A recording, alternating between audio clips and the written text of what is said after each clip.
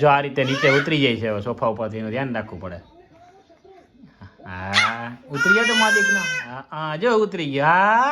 આવડી ગયું ઉતરતા. ચલો friends, welcome back to YouTube channel અંશ એન્ડ ફેમિલી બ્લોગ્સ. ઓર હું અત્યારે 8:30 વાગ્યા છે લગભગ, અને હું 8:30 ઉઠી ગયો તો. હું અને હંસ બે ઉઠી ગયા હતા. હંસ નીચે આવીને થોડી વાર માટે સૂઈ ગયો અને મેં થોડી વાર માટે કસરત કરી.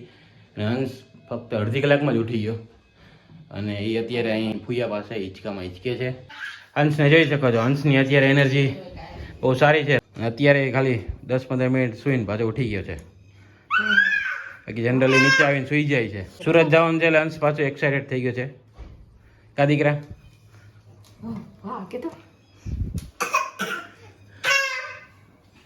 મમ્મી બનાવે છે મારા માટે ચણા લોટનો પુડલો. અહીંયા બનાવ્યો છે. એક ખાય તો ધરાઈ જાય એવડો. બીજો બનાવવાનો પડે મમ્મીને એટલે.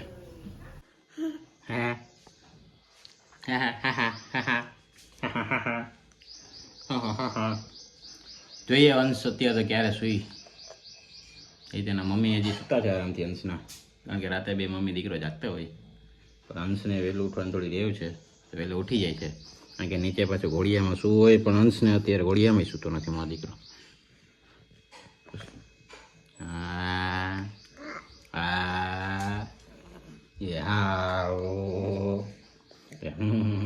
અંશના મમ્મી હમણાં ઉઠ્યા થોડી વાર પહેલા, અને મેથીના થેપલા એઝ યુઝ્યુઅલ નાસ્તો કરવાનો છે.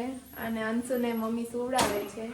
હું મોડી ઉઠી હતી, કેમ કે મોડી સૂતી હતી. રાતે 2 વાગાડી દીધા હતા અંશુએ. કાલે થોડીક વાર માટે સુવડાવ્યો, પણ તોય રાતે 2 વાગે સુધી તો જાગ્યો હતો. મમ્મીએ ચણા લોટના પુડલા બનાવ્યા હતા. એને એવો મજાક કર્યો ભદ્દો, કે એને તોડી ફાડીને કે એને ખાવા જેવા રાખ્યા નહીં, છેલ્લે નાખી દેવો પડ્યો. ને મારે પછી થેપલા ખાવા પડ્યા. કેમ નીચે ઉતરાય કે? તો કઈ રીતે ઉતરાય? હાલ તો મારો દીકરો દેખાડે. 8 વાગ્યા ને અંશ અમારે રમે છે. હજી કુવાનો પ્લાન છે થોડીક વાર મંશનો. હા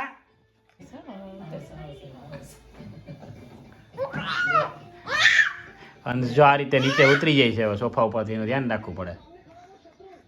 હા ઉતરી ગયા તો માલિક ના. હા જો ઉતરી ગયા. આવડી ગયું ઉતરતા. હા એ ઉતરી રહ્યો હતો મારો દીકરો. હા હવે પાછું એને ચડવું હોય, પાછું ઘડીક બેહાડો, વળી પાછો એને ઉતારો. અંશુ માટે બાજરાની રાબ બનાવી છે, અને અંશુને બાજરાની રાબ ગમે છે. અમે બધાએ ખાઈ લીધું ને અંશુને બાકી હતું. ક્યારનો એ રાડું પાડતો હતો. મીઠી મીઠી રાગ છે, મીઠી મીઠી રાગ છે. હા સો ફ્રેન્ડ્સ, અત્યારે 11 વાગ્યાના થોડી વાર પહેલાં મેં હમણાં ઉપર આવ્યા. આજે હું ચોપાટી ચાલવા ગયો હતો. હમણાં તો 2-3 દિવસથી રોજ જાઉં છું, એક રાઉન્ડ મારીને આવતો રહું છું. ત્યાંનું વાતાવરણ એમ સારું હોય છે સાંજે, કારણ કે સવારે તો અંશને લીધે ઉઠાતું નથી એટલું વહેલું. 1-2 વાગી જાય એટલે 7-8 કલાકની નિંદ્ર ગણું તો પણ 8-9 વાગે ઉઠું એટલે પણ ઠીક છે. સાંજે તો સાંજે. અને ફિલહાલ તો અંશુના મમ્મી એને માલિશ કરી રહ્યા છે. અંશુનું અહીંયા મસાજ ચાલુ છે, ને અંશુ અહીંયા પ્લાસ્ટિકની કોથળીથી રમી રહ્યો છે. અને આ બધો અવાજ થતી વસ્તુમાં તો બહુ ગમે મારા દીકરાને. મોઢામાં નાખમાં દીકરા તોડીને નાખતો, એમાં પ્લાસ્ટિક નીકળી જાય. તારા દાંતે છે ને તું કંઈક તોડીને મોઢામાં ના જવા દેતો. યાર જઈ ખેંચે જો હાલ.